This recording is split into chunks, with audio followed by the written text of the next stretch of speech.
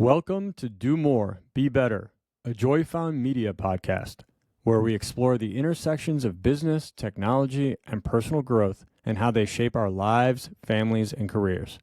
Every week, we dive into the stories of entrepreneurs and innovators who are redefining what it means to achieve professional success while maintaining personal fulfillment.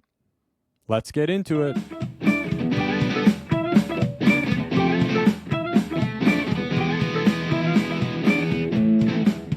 Matt DeChant runs a virtual Chief Information Security Officer consultancy for SMBs and startups. He has a wealth of expertise in information security, but also a super interesting journey and a fun outlook on life. I'm excited to chat today. Welcome, Matt. Thank you, Sal. Good to be here. If you've listened to my podcast or really had any conversations with me ever, you know this will be very much tilting at windmills. We will jump all over the place and have a good time getting to know you. What I'd like to start with for the audience is to get to know Matt beyond the CISO, right? Beyond the professional. And so I like to start with kind of an open-ended question that usually leads us down a fun path, which is, what's your favorite thing to do when you aren't working? Oh, great question. Great question.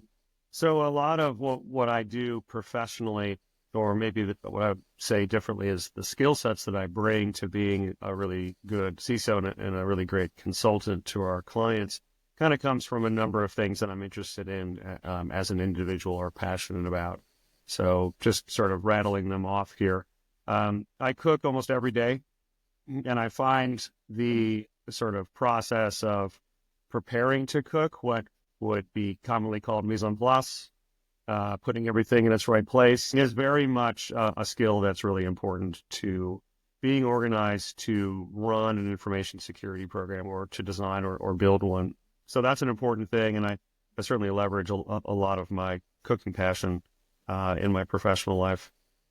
I'm in my office here today, which is sort of professional consulting, security firm in the front and wood and metal shop and fabrication shop in the back. So I have done projects as diverse as, we're on maybe our fifth or sixth house since I bought my first house in my mid-20s.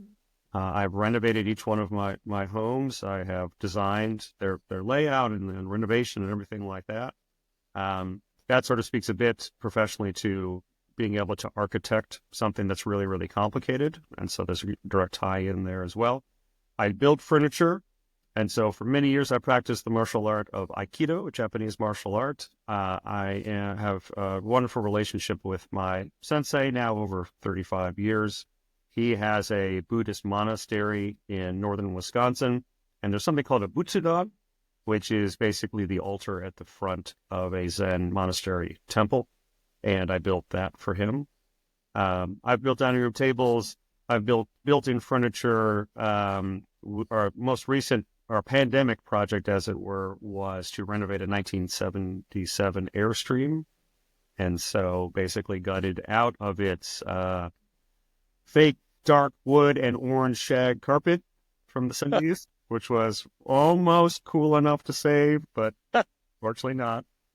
And so, projects like this kind of keep me going outside of, doing cybersecurity, privacy, and security consulting. A number of the interests in art and architecture, of course.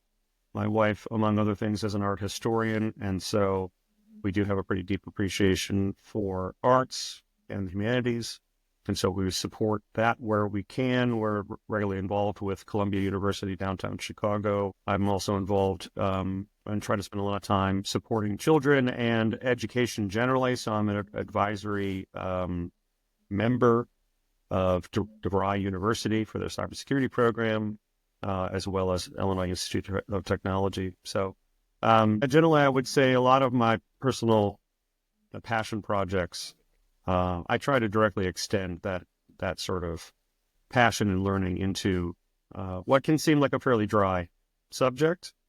But when you treat information security as a sort of people-focused approach, you wind up being able to bring in those soft skills pretty easily.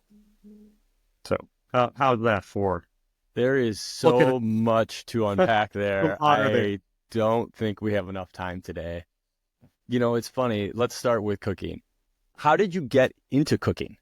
Yeah, great question. I mean, I certainly had, we have an amazing food scene here in Chicago, and that's always existed, even back when I was a kid, in my early 20s and in the late 90s. Having an appreciation for food and having both of my parents pretty capable cooks. They sort of switched off as they sort of changed jobs and responsibilities. So my mom stayed home for a little bit.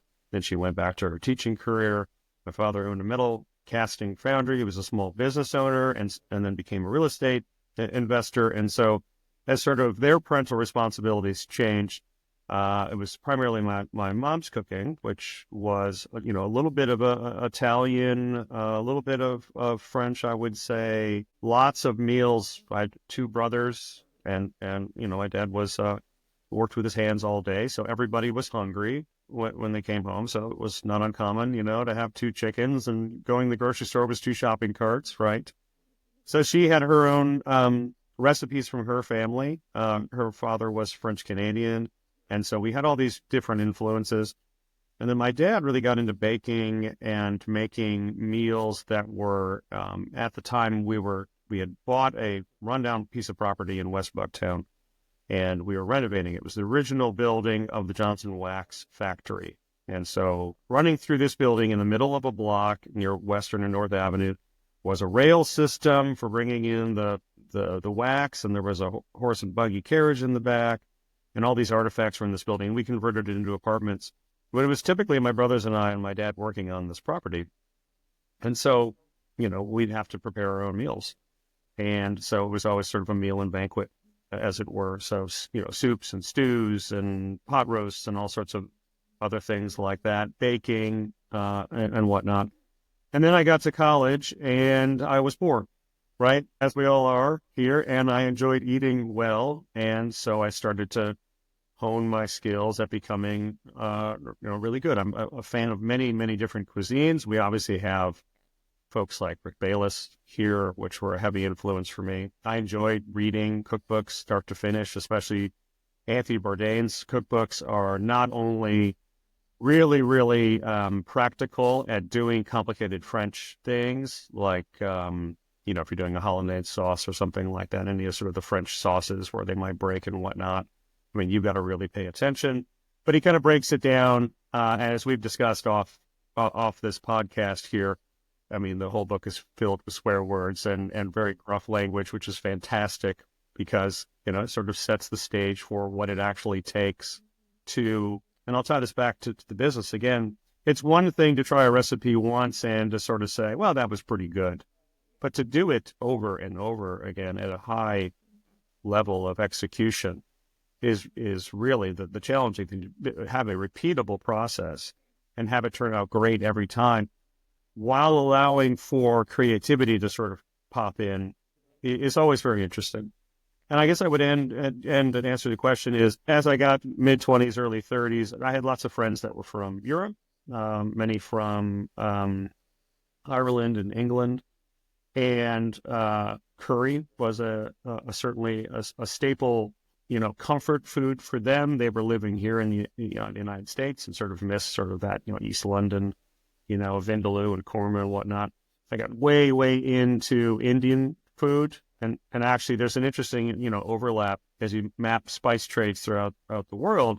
You have these ties to, Spain coming to South America, and those spices became Mexican spices. You had things like, my favorite is a vindaloo because it is sort of not really Indian, it's Goan.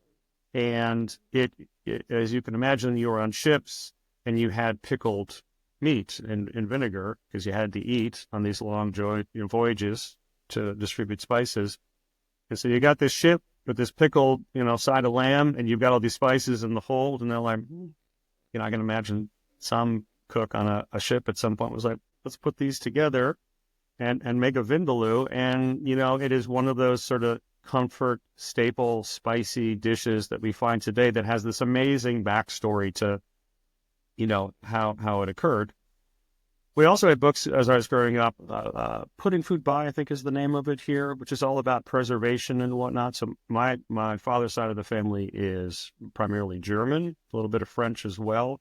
We sort of came originally from what's called Alsace-Lorraine, which is on the French-German border. And so depending on who was fighting who and where the line was, you were either French or German. So my last name means something in both languages. But the whole concept, these were farmers, right? And so they were farmers up to, about 100 years ago in my family, and they had to live seasonally. They lived in mid to northern Europe, and they lived in mid to northern United States, and you had to cook what was available.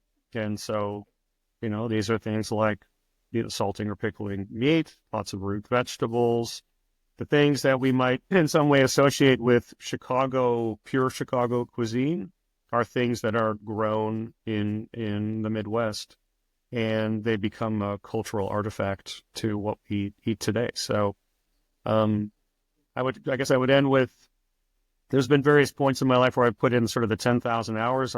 We did a family fishing trip one time, and we were lucky enough to catch, this was in Mexico, I don't know, something like 500 little sea bass, right? And then, of course, there was a little bit of the Chicken Little when we got back to the Airbnb, which was, so who's going to help me fillet these 500 fish?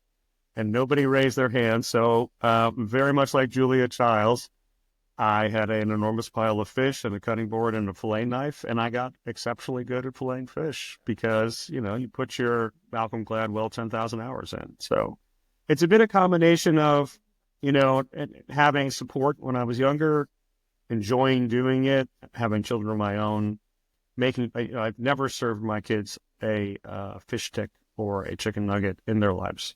They have never had one served by me. We have taken sort of the French approach, and what food we cook is the food. And hey, if you don't eat, you'll be hungry later. Again, like 100 nuggets there to pull out. So I think one of the couple things there is the journey is often lost. This is one of the things I loved about Bourdain was he always was like explaining, when you go get this dinner at a restaurant, the chef, it's not like he just did it that day. Mm-hmm. The chef, the sous chefs, the team have put in years to get to that place, right? And I think that's something that's often lost in our world of like instant media and LinkedIn. The world is perfect, and it didn't become a billion-dollar company overnight unless you're, I don't know, Mark Zuckerberg. Even he didn't, but yeah, you get lucky. But mostly it's hard work, learning, putting in the time, and getting good at your craft, right? Absolutely. I was just going to build on that to say, you talk to any of the Paul Kahn or any of the restaurateurs that are well known in Chicago, and they will tell you basically two things that, if they're asked why their restaurant is successful. One is we use quality ingredients. Two is we work very hard at making dishes excellent in a repeatable way. And so, again, this is easily applicable when you are dealing with a company that is in need, that does not want to have an information security breach, but they know enough they need to do something about it. It's largely about the behavior change that has to happen on their side here to become good at this skill. That we have spent a very considerable amount of time in my company taking with the sort of quote army that we have at a client's of their workforce, and turning people like data scientists into folks that can implement an ISO 27001 security framework, or taking a technical writer and turning them into somebody that can generate a system security plan for the National Cancer Institute. The skills exist. Anybody can be taught these skills, but you have to be, what's more challenging is to teach somebody to have empathy, curiosity, ask the right questions, be able to act decisively, especially if there's an acute incident or whatnot. But it all bubbles down to being able to do that with a high level of excellence. We do consider us, Security Counsel, to be an expertise consultancy, which basically, simply put, means we have a universal process that allows us to approach any size and any vertical and any market of any company and get them from a current state to a future state by rapidly understanding their business at a business level. And so that's where the excellence comes in, if we're sort of equating how you make a great meal every day to how you provide really, exceptional security services, is be curious, ask the right questions, work through the problem, define it, get consensus, because you eventually have to get people to change their behaviors. So I find that intersection pretty interesting. As I listen to you, I think it's pretty clear you are a builder at heart. Absolutely. And that's why I formed my consultancy and I'll tell you a quick story to that. As I left my last in-house role as a chief information security officer, I started to, and this is just a couple months before the pandemic, and we had no idea what was happening. I was both encouraged by my peers and kind of knew in the back of my head that I wanted to form a consultancy. And the reason I did is what you just said. I wanted to design and build security programs all day, every day. And what sealed it for me was a very large telecommunications company, had an open role for a CISO. And I went through the normal 8 rounds of interviews. And then we got to the end. I was a finalist, I guess you'd say. And they said, Matt, we would love to have you. You really seem like you love designing and building security programs. What we need today is somebody to take 10% off of the current program that we have. We need a keep the lights on person. And we feel like you would be really kind of bored working for us.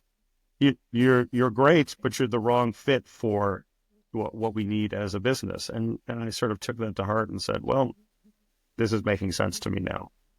And I incorporated, and then I think any entrepreneur that has done this journey has that inflection point of either getting pushed or it finally dinging. I think I probably shouldn't be in this standard work for a company, do the job every day gig, because no wonder I'm bored doing that. No wonder I've, meandered off doing something else. Right. And it's an interesting journey as to how people get there, but you have to find your Simon Sinek why, your whatever it might be. Right. Yeah. And I want to talk a little bit about this builder thing, because if you look at it, in this 20 minutes we've talked, you must have said things related to building from the day you were born to the time you decided to start your company. And why that didn't immediately click for you as you got older, it took a little bit of time, I've always found really interesting, because that's what happened to me. I mean, standard lawyer process, and then one day I was like, what the hell am I doing? And now I'm like, okay, this is what I was supposed to be doing. And if you look back at the history, same thing. Like, why didn't it click? You got taught how to build stuff at an early age. You were hands in, knew that was something you enjoyed. Why do you think it didn't connect right away? Yeah, it's a great question. I think it was probably delayed for a number of reasons. So I have a family on my father's side that's full of engineers, electrical engineers, mechanical engineers, who've had some interesting careers. And my father was a small business owner who, he was working with hot metal every day here. So it was, loud, dirty, dangerous. Yet at the same time, there was a point in time in which there's a machine called a muller. And a muller mixes the sand back up to use in the mold that you pour the metal into. The muller has a big wheel. And one day somebody forgot a casting inside the muller machine. They threw one in there by mistake. And it broke the machine. And the machine had an enormous wheel. It was about 6 feet around with this enormous axle. The axle broke. So rather than sort of just calling it a day and walking home, my dad and his partner made a mold and cast a new axle for a machine that they had. And, if we think about today and 3D printing machines and other things, this idea of self-sufficiency, of bootstrapping, of being able to see a problem and have the mentality of, instead of panicking, you actually maybe become more calm. If there's one sort of really identifiable attribute to a person that's good at information security, especially incident response, it's the type of personality that gets calmer in an emergency. They start to see the field, as it were, if we can use sort of a football analogy, and things start to slow down, and they are able to do the air traffic control. This is a really hard skill to teach, and it's a really invaluable one. And so back to your question, I had this engineering bent. I decided to go to engineering school. At the time in the mid 1990s, unfortunately, I had this sort of itch. I was considering being an architect, and I didn't know there was a thing called industrial design, where you can sort of marry those skills together. Nor at the time was my school offering to allow you to do soft skills, because in engineering school, it's typically maybe a year longer. You're doing a lot of engineering-based classes. And so their humanities and social sciences were very limited. I couldn't take photography. I couldn't take industrial design. I couldn't take an art. They wouldn't count. I'd have to take them on my own. And I was already working part-time and going through school and in a little bit of a hurry to get out and start working, right? Around the same time, I got interested in computers. And so, one of my first jobs was selling computers at what is, sort of the precursor to a Best Buy. It was called Highland Superstores. They went out of business a long time ago here, but this was high commission sales. And I sold radios and car stereos and TVs and cell phones that were this big, And so I was in a bit of a hurry and wanting to sort of get out into the world. And I didn't know that I could apply all those skills at the time. I didn't have the vision to understand that I could marry them together into a certain job. I was fortunate enough to land at a couple of very good industrial design and product development firms. There's a local firm called Insight Product Development here. Actually, my business partner, Craig Shearer, was one of the founders of that company. I worked for him right out of college. And then I worked for the global design consultancy IDEO, which was based out of Palo Alto, California. And that's where I sort of doubled down into really anything in business should be a human-centered approach to things. And that's one of the sort of principles around IDEO, is this approach that you are designing for people, and that things like technology and others come second. So I suppose the quick answer to your question is I was just in the more innocent sense of the word, ignorant to what I could do as a job. And maybe my ambition to sort of get out and start working, I was sort of opposed a bit to the idea that if I went to architecture school and I started an architecture firm, that I would be fetching coffee and writing memos for 5 years until I actually got to design something. And so that was, at the time, young Matt, kind of off-putting, right? I was ready to roll. And I did not want to wait, and I did not want to be mentored in sort of a untraditional, or for them, very traditional methodology for becoming a professional. And so a bit of ignorance and a bit of impatience, as any mid-20s person would probably be, right? So, I mean, do I look back and say I have regrets or made mistakes? I don't. I'm here today, small business owner, because of the aggregate skills that I have. So I think I always try to remind everybody and myself in the moment that the journey, as long as you're learning, positive, negative, success, failure, is mostly what's important. Obviously, make enough money to pay your bills, Like money that does helps too, too. but like money helps. Yeah, money helps. But like just generally, if you can focus on that, Paul Graham of Y Combinator fame has this famous essay called like How to Do Great Work. And the nugget out of it that I always tell people is it's mostly about trying and failing until you figure out that thing that clicks for you and also you can make money in, right? It kind of like Absolutely comes together. And for some people, that's right away. For some people, they sometimes never find it.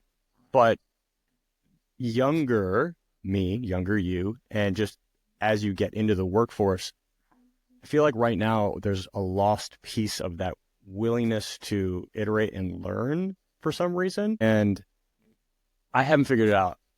I've talked to everybody on every podcast I've talked about it because I think it's an interesting thing. It's like this lack of meaningful work, but also drive. It's something you talked about, which is like, how do you teach that skill? How do you teach the self-sufficiency? Yeah, and absolutely. I don't know where it comes from for me exactly. Like similar to you, my mom grew up renovating houses like before it was an HGTV thing, right? And so, right. And we grew up with not a lot of money, and so when we rented, my mom would figure out cool ways to build things in our rental houses that she could take back down, right? And so I learned, and I remember doing a lot of that self-sufficiency stuff. I don't know if that's where I got it from, but I'm curious your thoughts of as you have employees in the younger generation, as you mentor because you care about education like I do. How do you get people there? Because there's some nurture and there's some nature, and I'm not sure what's lacking in that clarity right now? Yeah. I'll speak to it in a bit of a roundabout way through my own experience, of course, as one is, kind of prone to do when processing sort of a question like that. I can approach it from a couple of different directions. So let's take it from an artistic direction. If you compare Jackson Pollock, right, sort of the pointillist dropping paint on canvas, to one might say that Pollock was sort of a grinder. His early works were largely panned and not good, and he had to get good at his craft by putting his time in. Others might argue that Picasso was born ready. He just kind of was launched in the world and, could draw a perfect circle, could draw, masters, and then could do incredibly new things as well here. He was just prolific, right? But he appeared to have been a genius from the start, right? Whereas Pollock was sort of perceived to have gained his genius. I never had any real confusion that I was Picasso. For me, an old story that my mom would tell is she'd take me to the park. Back then, and they're not always there anymore, but you'd have the big sort of semi-dome monkey bars, right? And she told me this story when I was older. She said, so I watched you, Matt, walk up to the monkey bars, and you kind of just put your hands on your hips and you stood there studying it for like 5 minutes. And all these other kids are going with abandon, running all over it. And then I was standing there, and then I approached it and climbed right to the top, and then climbed back down, and then I was done. So I was never really confused about the idea here that I would just have to put the work in to do it. I think one of my biggest failures is when I don't think there's value to put the work in, I just won't put any of the work in at all here. So I've got to be bought in, and I have sort of this, weird high bar. I'm sure my wife could go on for ages about this annoying, character trait of me. But I don't have any perceptions here that I'm just ready to roll with something. That was further enforced by the time I spent learning Aikido. And Aikido is, if you sort of can bubble down Aikido, it's a martial art in which, back when we were younger, we had, weekend samurai type shows on here where there was always a sensei with a white beard swiping it and telling him to do it again and do it again and do it again. Aikido was taught very much like that, in terms of through repetition, you will become excellent at this. And so that really resonated with me. I try to apply that now to kind of get to the core of your question. Applying that to some of the current generations has become challenging a bit, because I think the media and these big tech companies have sort of spun a story that everybody's a Picasso inside. And then you haven't found it yet. When you do find it, it'll suddenly be easy and there'll be genius and magic right away. And then you'll just instantly teleport to this future state where you're, wealthy, powerful, influence, have whatever material goods that you want to have. And it's not true. It sort of doesn't really work that way unless you're really, really lucky and you put the hard work in as well. So I guess I never felt confused about that I would have to do the work to get something. And it's maybe just a very Midwestern approach to things as well. That's what differentiates us from maybe the hustle of the coasts, right? Is this concept of do good work and it will show. It's just universal. Everybody understands good work. It's like everybody understands money. Everybody understands the value that a dollar has. Everybody understands when they see somebody do some good work, especially when they aren't prompted and they're just out of their own volition doing good. And so this is why we frequently find ex-military to be exceptionally good at information security. They're mission-oriented. They understand chain of command. They understand that there's a problem to be solved, and you do not need to be 100% correct to take the step to do it. Doing something is better than standing still.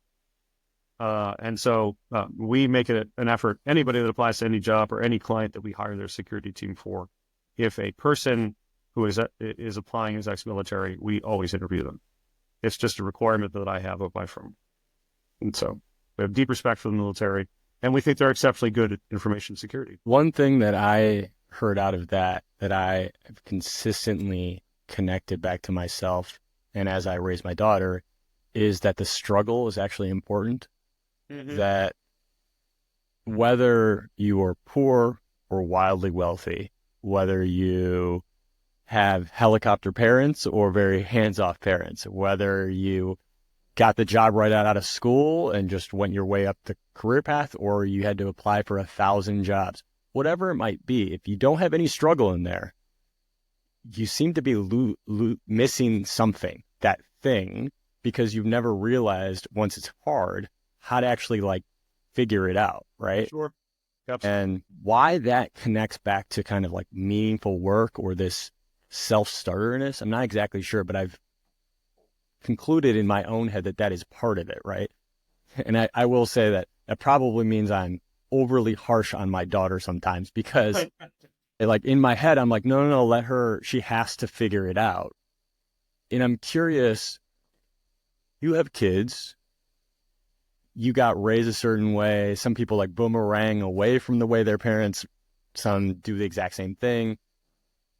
You seem to be an analytical, introspective person who wants to try to make good decisions. Even your comment about like the French way of this is what we are eating today. My wife and I do the same thing. We actually joke around that we play the like raising the kids game on hard mode because like no screens, no nuggets, no. It's just like I think the thing we gave in because we don't know how our daughter will deal with is like the applesauce packets. Yep. But even that, it's like organic, blah blah blah, whatever.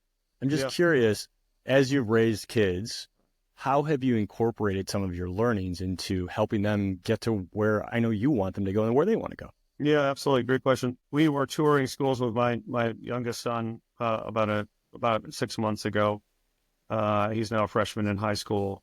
And he asked me what he's a very introspective kid. And so he asked me, we were talking about this whole process. He was sort of seeing the forest for the trees for the first time as we sort of, when you have multiple kids, it's kind of nice that they never really learn that they kind of outnumber you usually, which is great. As soon as they watch this, of course, I'm going to get flack for it. But he was asking me, so what are you thinking about all this? And I said to him, look, I see this in 3 chapters with all 3 of you boys. Chapter 1 is keeping you alive, right? Don't fall on your head. Don't fall off the bed. Don't choke on that food. Don't run into the streets. Don't hurt yourself. All that sort of thing. So we're in survival mode, right? In sort of that first chapter. The second chapter is sort of education, right? But I think there's an interesting caveat there, might be tied to what you were saying last year, which is at a certain point, it becomes really marginalized what parents tell kids to do. You lose the ability to be the primary group that is influencing their behavior.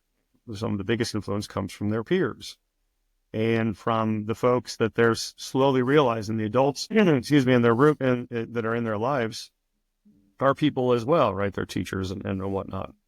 And so education becomes sort of that second chapter of their lives.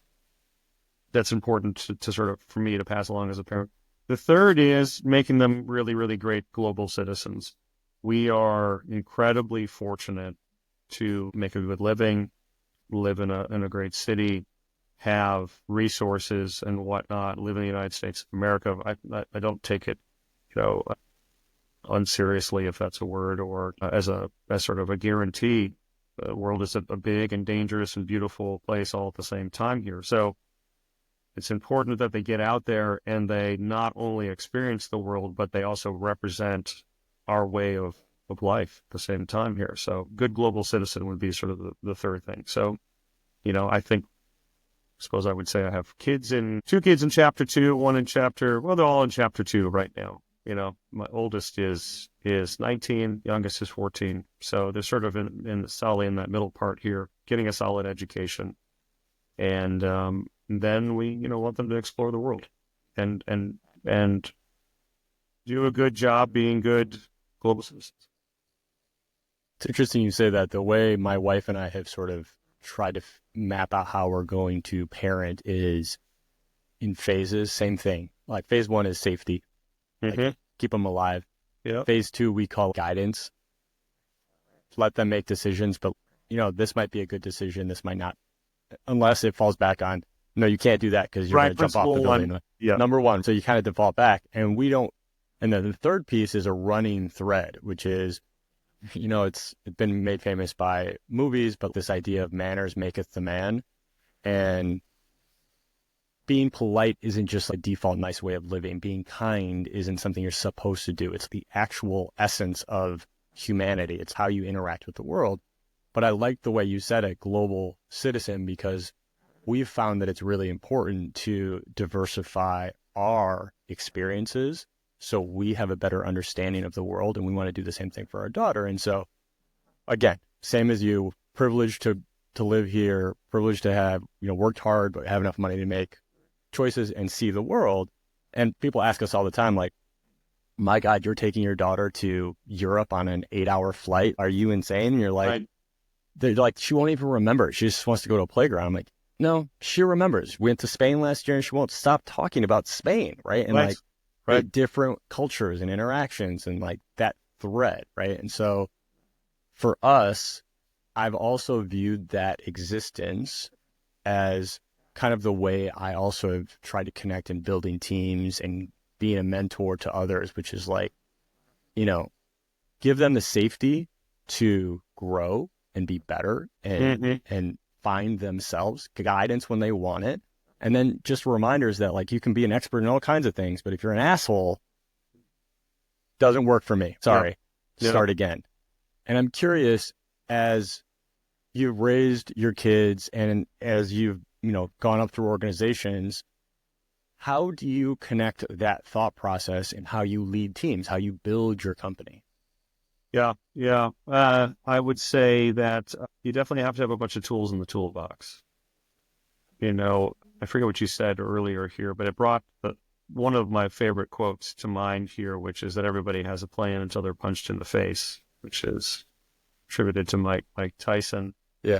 I like that quote because even if you are sort of an analytic person and you sort of said, well, I've thought through everything here, you never really know what individuals or groups are going to do on sort of the far side, right? Everybody can behave or act as they see fit, and people have emotions about things, and it is blatantly wrong to say that a emotional reaction to something is wrong.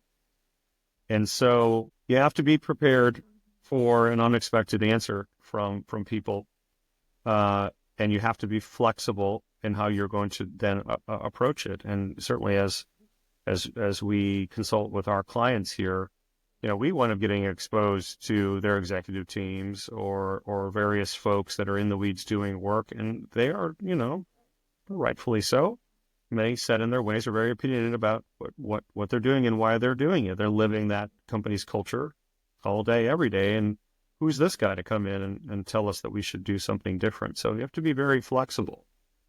I would also say that it's very important to know what kind of conversation that you're having. And I would break it down that usually people, whether you're talking to your spouse, talking to a team, talking to another executive, talking to somebody that you're negotiating with, you are either in one of three modes in terms of the subject matter. You're either talking A, strategy, B, tactics, or C, feelings or emotions. And if you do a retrospective on any sort of conversation that did not go the way that you wanted it to go, you probably were mismatched in terms of what sort of cohort or intent you've had in the conversation. What I mean by that is somebody is approaching this conversation tactically, and the other person's approaching it from a feelings or emotional perspective, or strategy and tactics, or any combination of the three, usually is the result as to which you're just not making headway, right? commonly we'd say talking in circles or, frustration or whatnot here. So I have tried very hard to identify when that's happening. And it means sort of saying to yourself with some confidence, I don't think it's me. I don't think we just have this fundamental problem, of communicating or coming to consensus or solving a problem collectively. People are typically more alike than they are different, but their intent or their approach to a conversation, a conflict, a problem is probably coming from a very different place. You have to be aware of where that place is coming from. I do not always get it right by any means here, but I try to pay attention to it when things start to go off the rails, to go, what am I missing? How am I approaching this? How are they approaching it? And so a bit of a mutual empathy exercise, if you have the time and the wherewithal to do it, is really kind of important, I think, to understanding what's motivating people.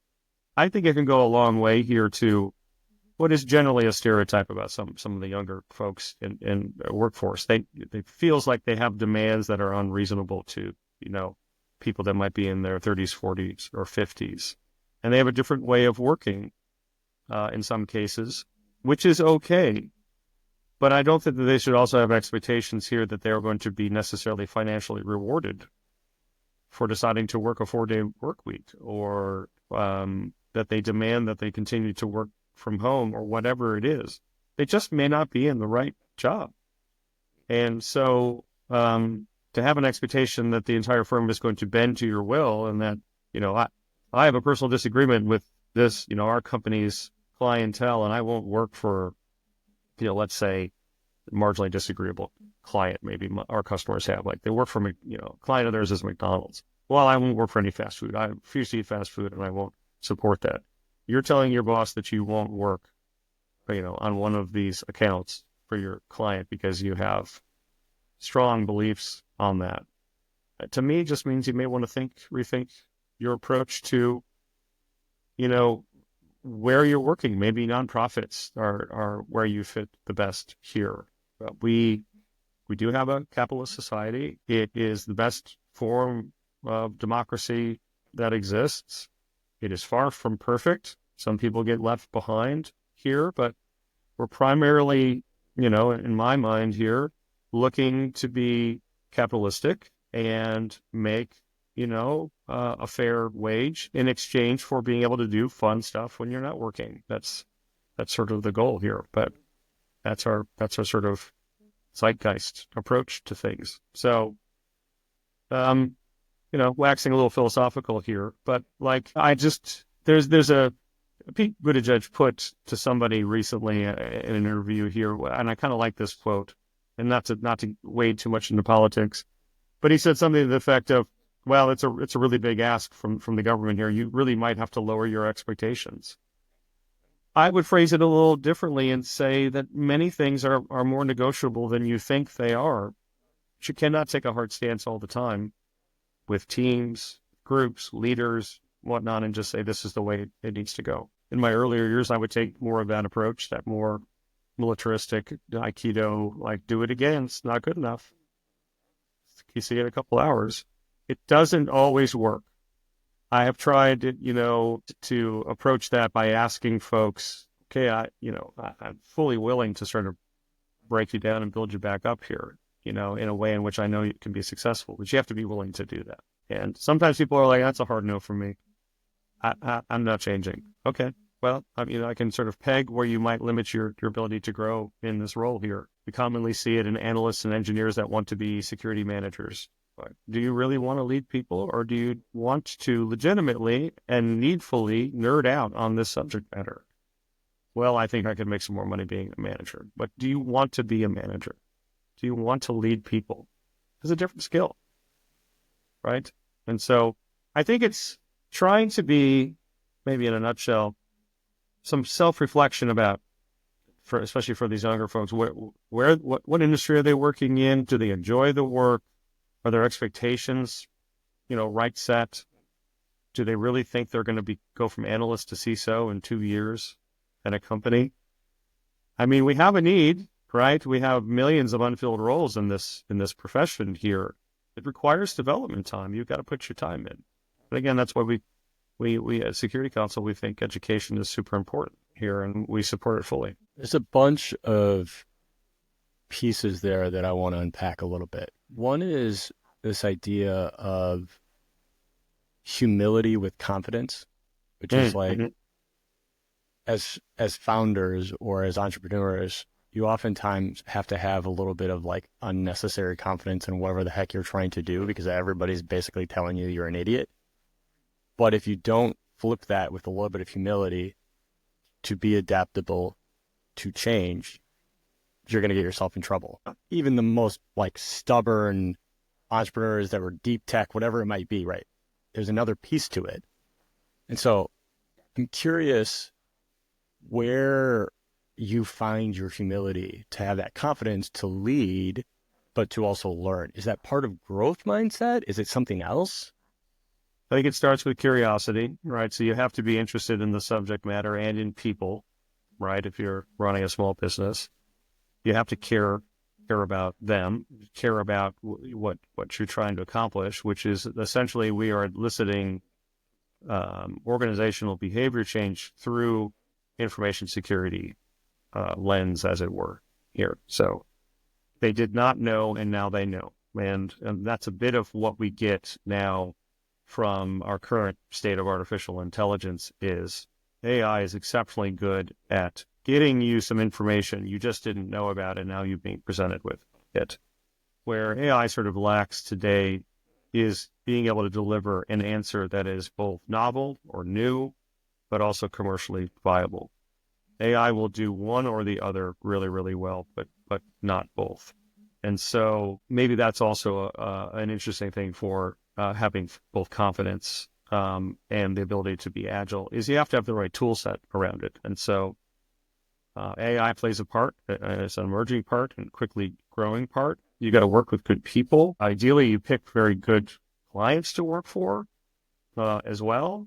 You know, we always seek out long-term engagements. We don't want to come in and, you know, run a couple of week project. We really want to help transform the company in this area, this domain of information security and privacy. And so, you know, learning on the fly very quickly here. So we have to pay attention. Back to being a sort of a foodie a bit here. This is like being a good bartender, right? You're mostly listening, but you're serving drinks and you're paying attention, and you're doing the concept of mirroring, which is I think a really good consultant approach here, where, you know, you're showing that you're paying attention to what is being said without trying to find the space to show that you're also intelligent on the subject by either reaching equilibrium about the exchange conversation, or you're trying to just be overbearing about it. Like, I'm just going to show this person that I know a ton about this thing. You have to listen. It's not a skill that can be easy sometimes. Here, everybody's in a hurry. Everybody is. I always like to say, both in my personal relationships and in professional relationships, and it's something I work at, but this idea of listen to engage, not listen for your turn to say what you want. Yeah. And I think it's the same piece of the connection in what you're talking about, which is if you have a willingness to learn, that means you have to engage and be willing to adapt. If what you're saying is, I want to learn, but you're just kind of waiting for your turn to do the thing, sure, you don't get the same connection point. Yeah, absolutely. But conversely, there's the other side of the spectrum here, where you find yourself in these situations where really you are the person that's going to do what everybody else is either unwilling or unable to do. So that's where a bit of the grinding comes in, where I try very hard. One of my mentors said, look, just never be outplanned by anybody else. Like, if you're, I don't know, maybe you're in a bake-off for work, or you are reporting to a board, or you're doing something like that. Do not walk in unprepared. Do have some game theory and some planning in your pocket, so you can approach all of wherever's going to get thrown at you, whatever kind of curveballs, you're going to be able to do it. It also puts people a little more at ease that, well, at least somebody has thought halfway intelligently about how to solve this problem. And I would much rather be in a conversation, let's just say it's with an executive team, where we're like, okay, here's our 3-year high-level strategy roadmap for you and how to build your next, tranche of your security program.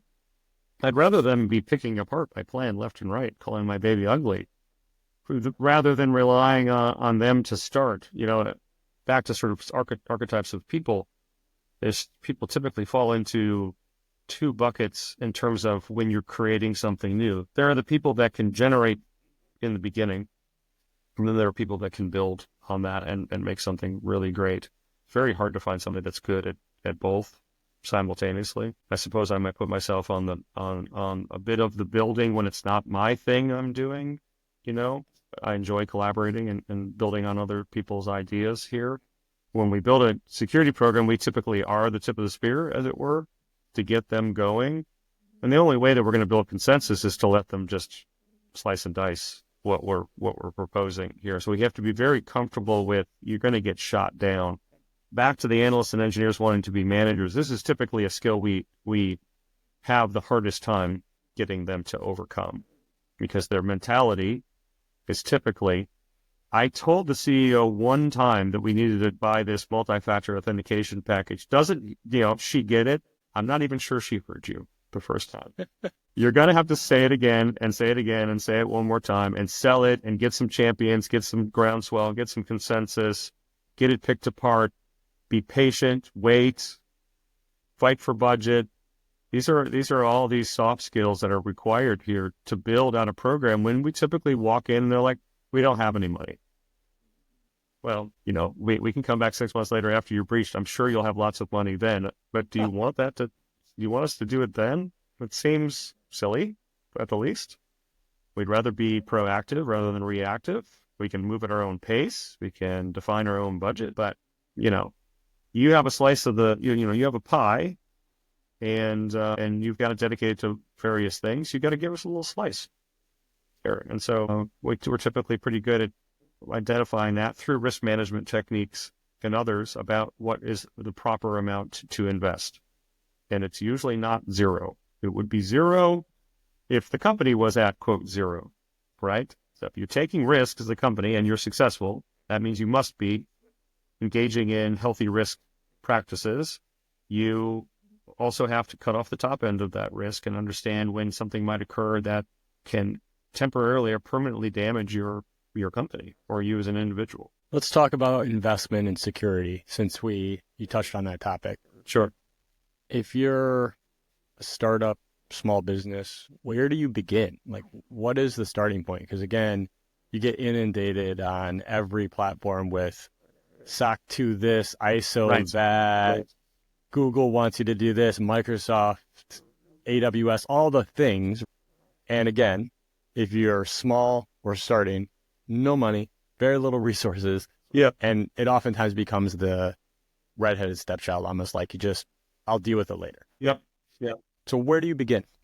Well, let's start with that phrase you just said, I'll worry about it later. So we break security programs down of any shape and size into 8 specific domains. And all we say in the beginning to get people started is to say, you need to conduct activities in all 8 of these. We're not going to tell you necessarily right away, if you have these, there's always that sort of game theory. I'm given $100. Where do I put the $100 to the thing? In this case, information security. So it's going to be very hard for us to tell in the first, 5 minutes where you should be spending your time and effort. But of the 8 domains, the first one starts with risk management. 10 years ago, almost all information security programs were built on a control framework of one type or another. It might have been a governmental one like NIST 800-53. It might have been an industry one, SOC 2, you could argue is probably industry, PCI compliance for credit cards, very industry focused, right? High trust. It might be governmental regulatory based, so adhering to the HIPAA privacy and security and breach notification rules. It could be normative. Hey, all of my competitors have a SOC 2 Type 2, and all my clients want to see my SOC 2 Type 2. That might be a good business investment to have a SOC 2 Type 2. Now, our inside baseball here is having a SOC 2 Type 2, I mean, much like reading a 10K report, we can, in the first 5 minutes, tell you all the ways in which the far side has gamed their SOC 2 Type 2 to, evangelize their security program. But there's something we like to call the donut hole, which is they presented security as if it's this solid, circle or sphere. And there's this big part in the middle, which is not covered: people, process, or tech, and So, we're talking to our clients so is the important stuff that you get from this far side in that donut hole? Yes. Well, we need to know what the security is around that. And this document is no good at explaining that to us. Yet it's very normative in certain situations where everybody has one. So you got to have one too. And it's worth the $60,000, $80,000 a year, to invest in it. On this idea of donut hole, right? If you're a startup or small business, or even as you grow, right, you are going to, in this world, rely on vendors, SaaS tools, outside consultants, whatever it might be, right? And the first step, if you are trying to pay attention, might be, okay, well, that startup looks really cool, but they have no SOC 2, they have no ISO. I'm going to look at this one, whatever it might be, HubSpot. It has the thing, right? How do you figure out if that vendor has the donut hole without hiring somebody like you? Because again, the starting point oftentimes is just like basic tools. Like, how do I operate the business? Yeah, absolutely. Absolutely. Yeah, definitely. Managing vendors is one of our 8 domains. It's a very important one because it introduces, back to risk management, you've got what we call third-party risk. Let's talk about that first from a risk management point of view. Hiring a vendor to do or automate or to run a small portion of one of your divisions or one of your components of your company in operations or marketing or whatever it is, does not shift the risk out of your company to that vendor. That is a false way to do risk management. You still own the risk, but you have now in some ways increased it unless you've done your due diligence. So your question is really around how do you do due diligence around a vendor? Some of it can be that they are showing you that they're taking security seriously by doing normative things, like having a SOC 2 Type 2 or having a dashboard where they're attesting to their security. They have spent time and effort to do that, which means that the security team on that side has gotten greenlit to spend money to have those things, which means other management is involved. And so you can read the tea leaves to sort of say they probably, have their shit together on their side if they are doing all of this. They would have to be blatantly sort of in an end run style cooking the books on their security, right? So the only way that past what they're attesting to is you would have to audit them. Now, we can introduce those sort of concepts. And then the second most important thing when you're a startup and you have no money, which is many things can be represented contractually. So then we start to think in a mindset around vendors, what is the worst possible thing that can happen? And that's where you need to spend some time reading the fine print. For example, do you have the right to assess or audit this company if you start to get the willies about whether they're doing a good job or not? Where we see this to be incredibly important is when you offshore something. So you have a shop in the Philippines that is handling health or tax information or something like that. I'm going to want to know that they take all the devices on the way into the facility and that there's a kill switch on people's desks that, if they start to go rogue, we can cut them off because the sanctions can be dire here. And yes, in almost all cases, if you're thinking about offshoring, that makes a lot of sense to be able to do that thing at scale for cheaper in many cases.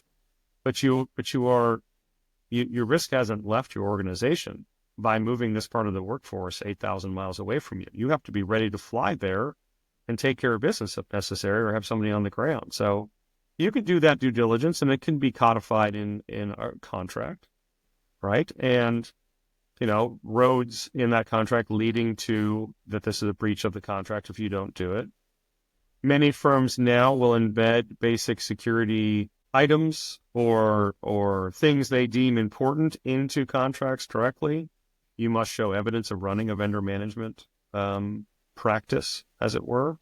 And, you don't have to give us all the details here, but you have to be able to maybe at least produce a plan that says, this is our approach. And then I guess I would end with a bit in the weeds around vendor management is we want to work in really 4 domains. One of them, as I already mentioned, is risk management. So you have to understand sort of the risk items in your risk register around this vendor.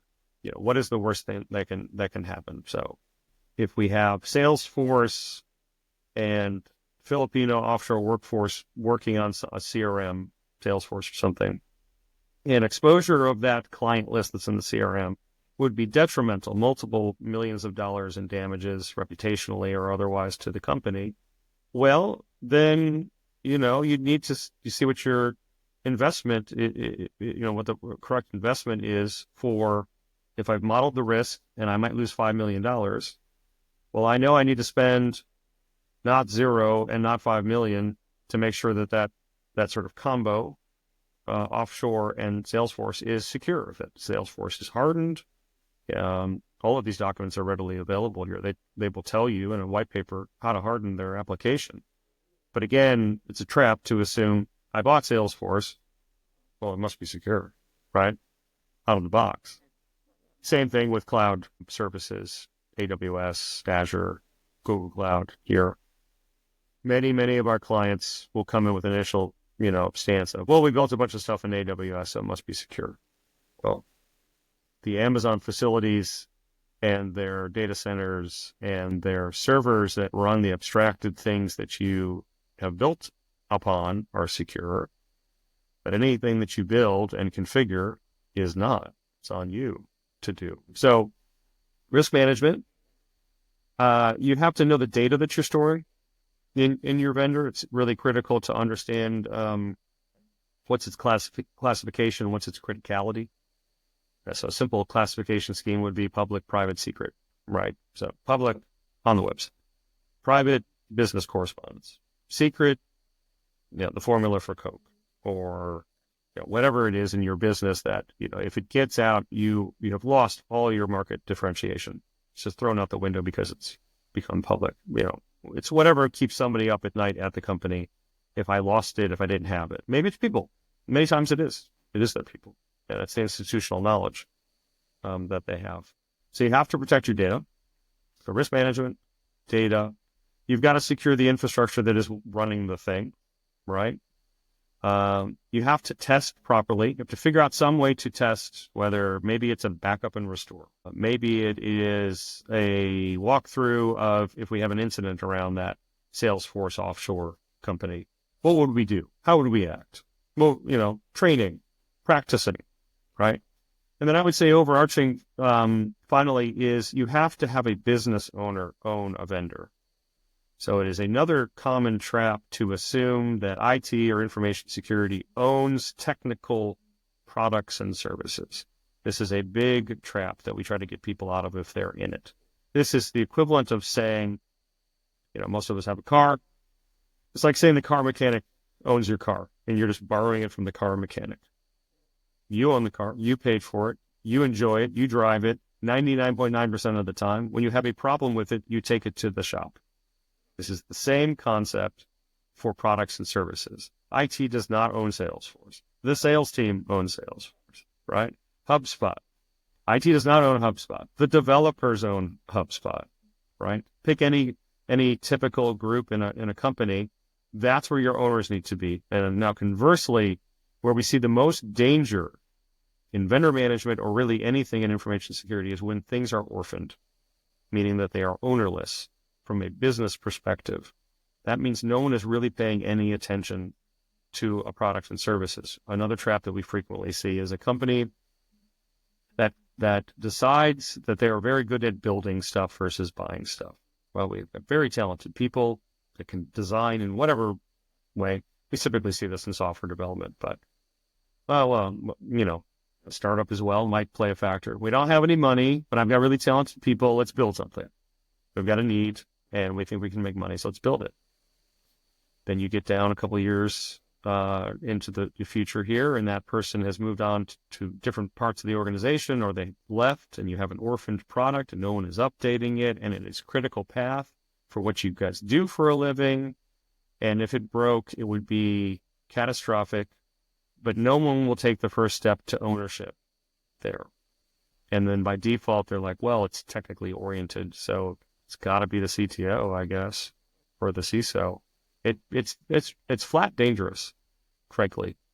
And it's where companies get themselves into a lot of trouble here. So there's a whole sort of combinations in just that one domain that I've sort of rattled off here. Some of them are in the weeds around the product itself.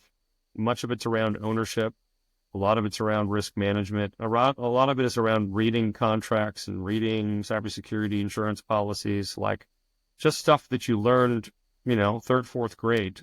I need to look for the gotchas. I want to take that sort of broader conceptual piece and give our audience something they can take home and do. And so one question I have is, if you're a startup, you're going to go try to get your own SOC 2, your own ISO. Because again, clients want it, or you just are security focused, whatever it might be. Right. And I want to bring back the vendors again, because pretty much every company is using some sort of cloud service, SaaS product. Right? And if you're a startup, I'm just going to go back. We can use Salesforce, for instance, or HubSpot, somebody big. Right?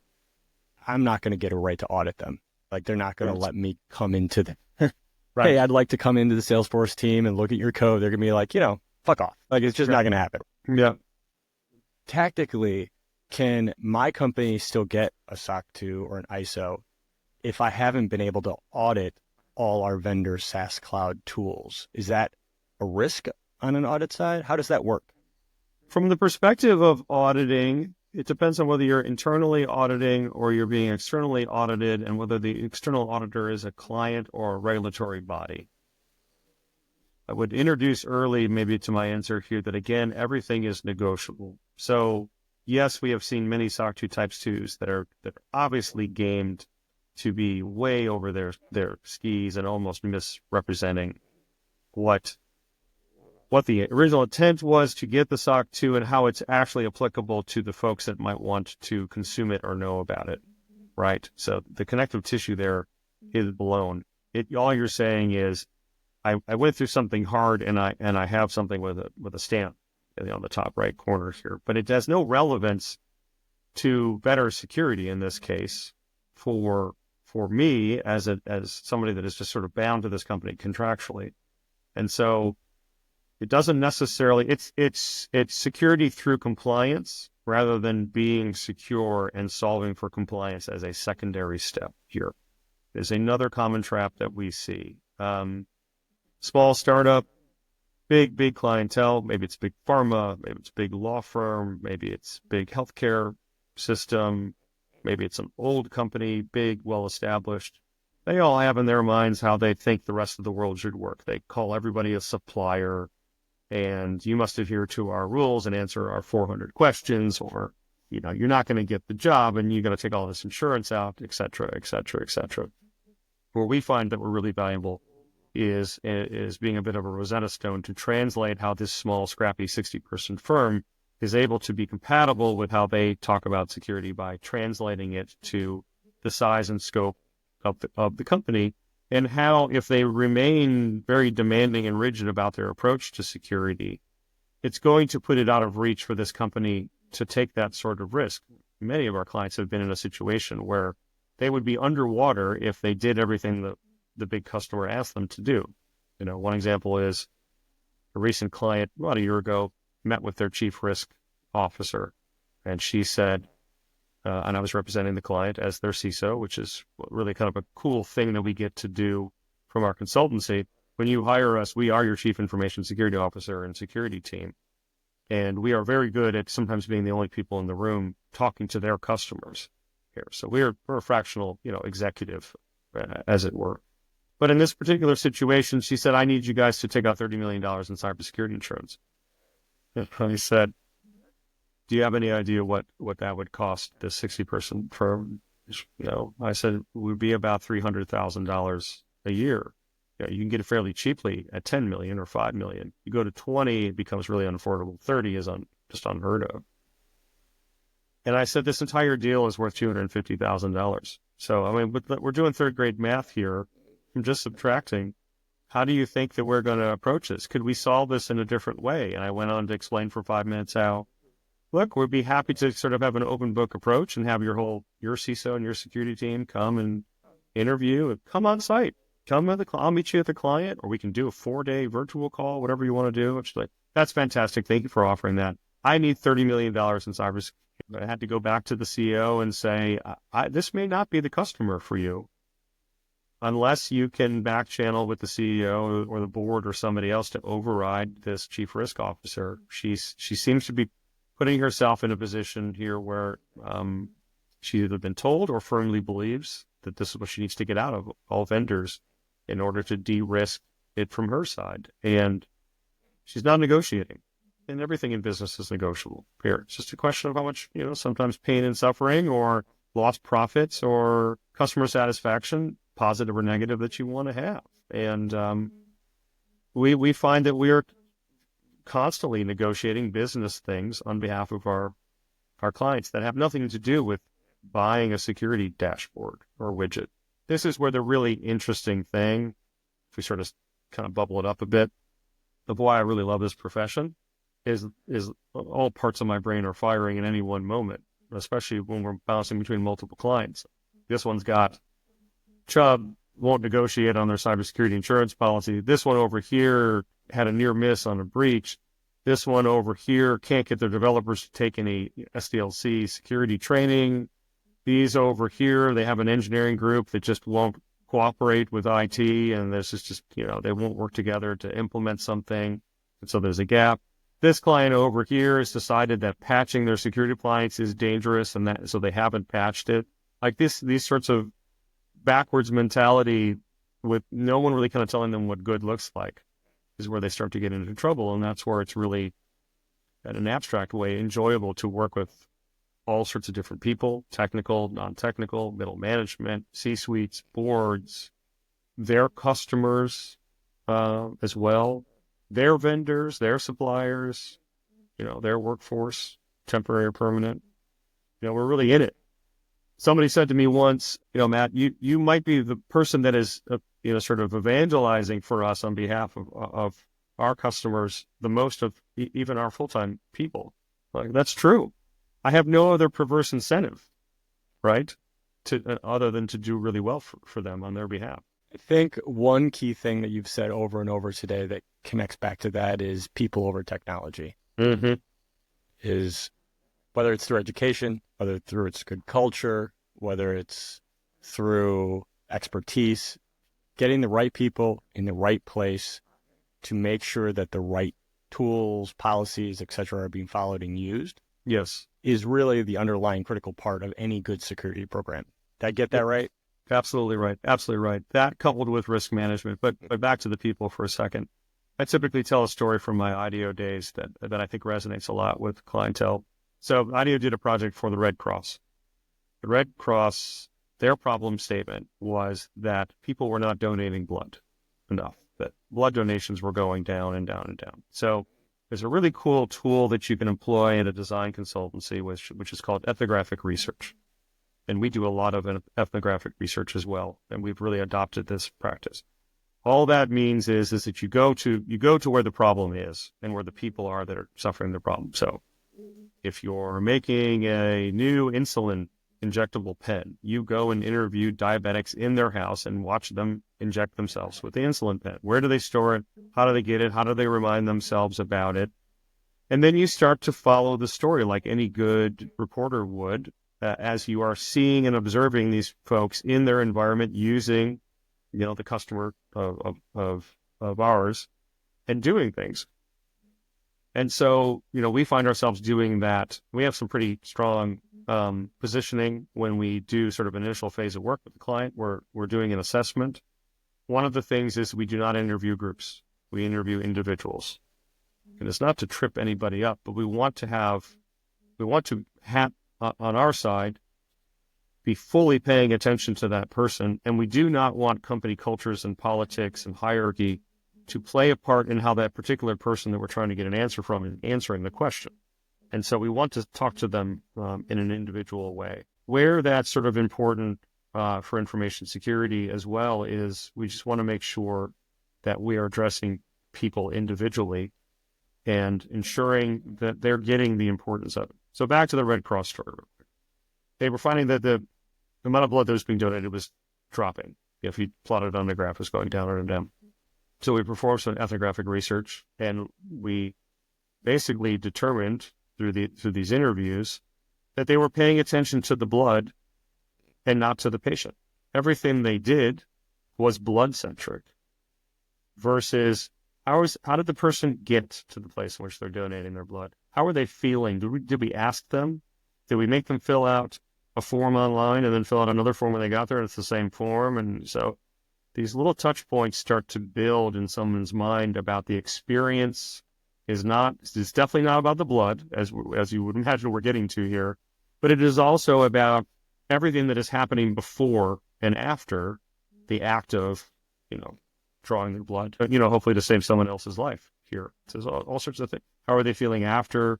Did they get, some juice? Did they, did they help get an Uber? Whatever it is. And what's really powerful is when you present these epiphanies to organizations like that, they really have these, head nodding aha moments and realize, wow, we have really just either tangentially or in an opposite way approached our problem set.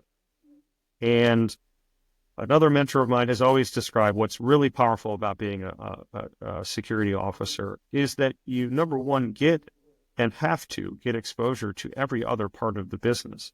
Typical businesses, unless they're highly matrix, maybe operations is never talking to sales.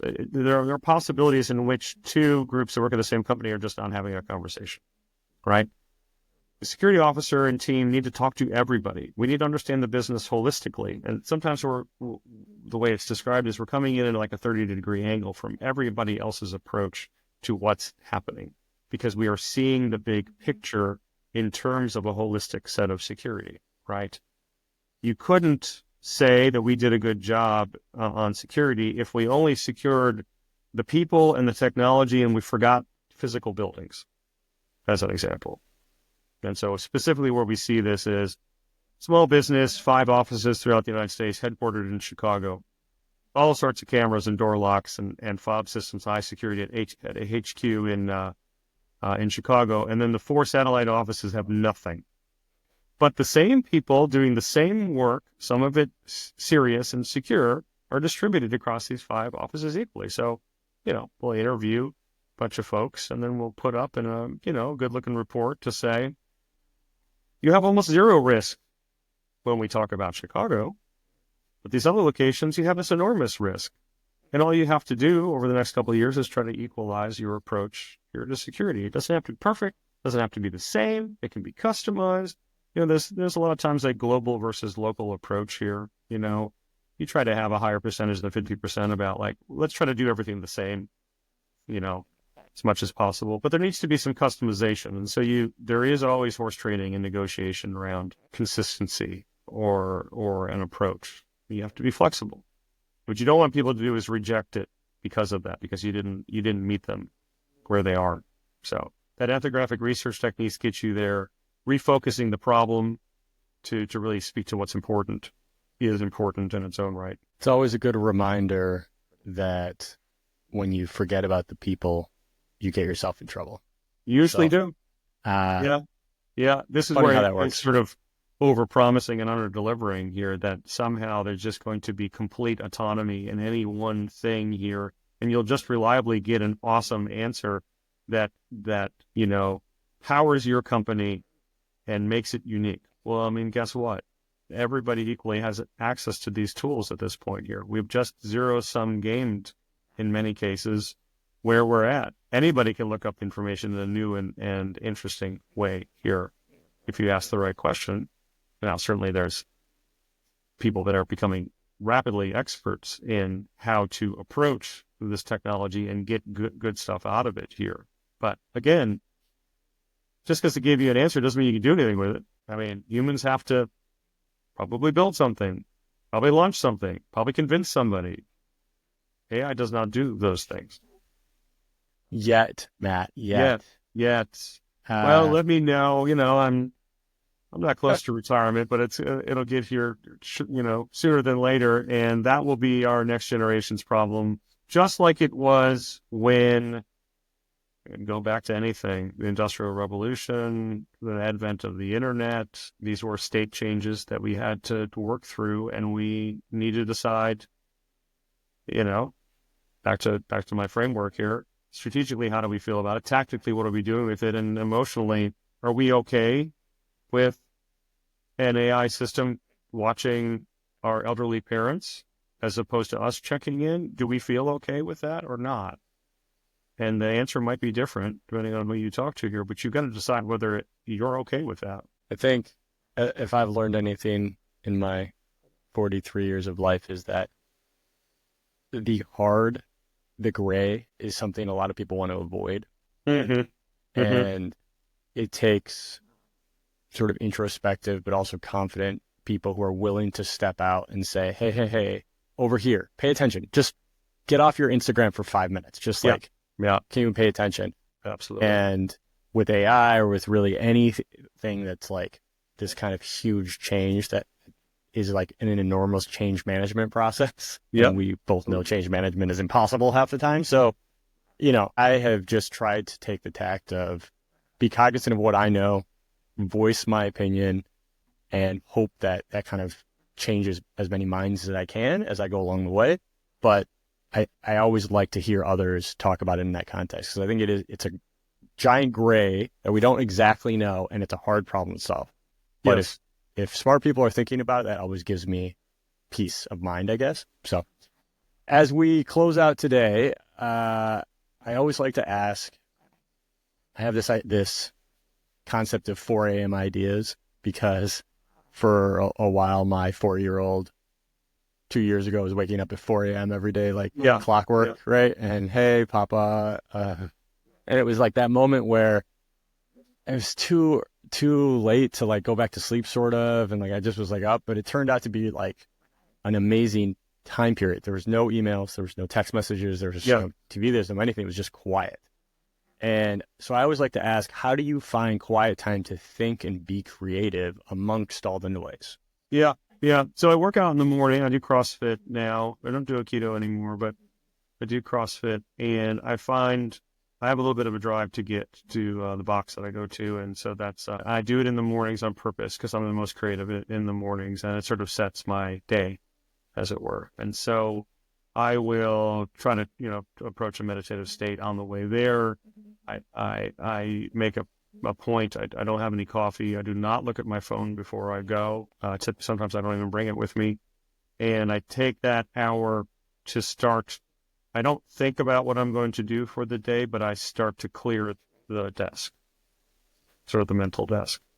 And so I don't try to make any decisions necessarily, or it's not about logistics. Oh, I got to be at this meeting at 10 o'clock. I got to do this thing. I got to drop this kid off, whatever. I don't do any of that other than to prep, to be prepared to handle what is about to come for the day. Some of it is planned. Some of it is unplanned.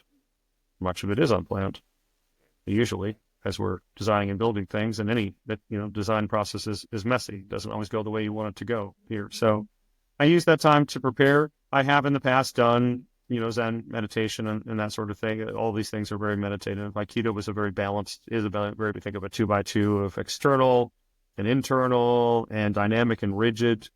A external rigid martial art might be, strip mall karate. No, you're not being developed. You're punching and kicking. That's all you're doing, right?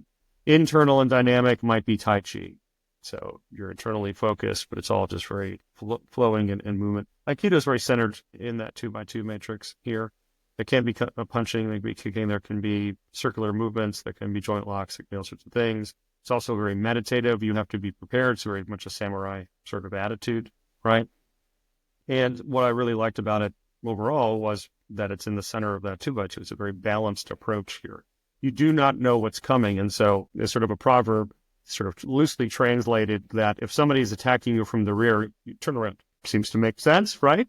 But you're stating the obvious, and, then it leads to another decision about whether you're going to de-escalate the whole thing, whether you're just going to go, straight in, whether you're going to go around, whether you're going to run. You have to be prepared. I forget who the astronaut's name is. He has a mustache, and I can't recall his name at the moment here, but he always said that he gained his solace and always preparing for the worst. There is a bit of a sort of prepper mentality that I do have here, and I do believe in sort of self-sufficiency.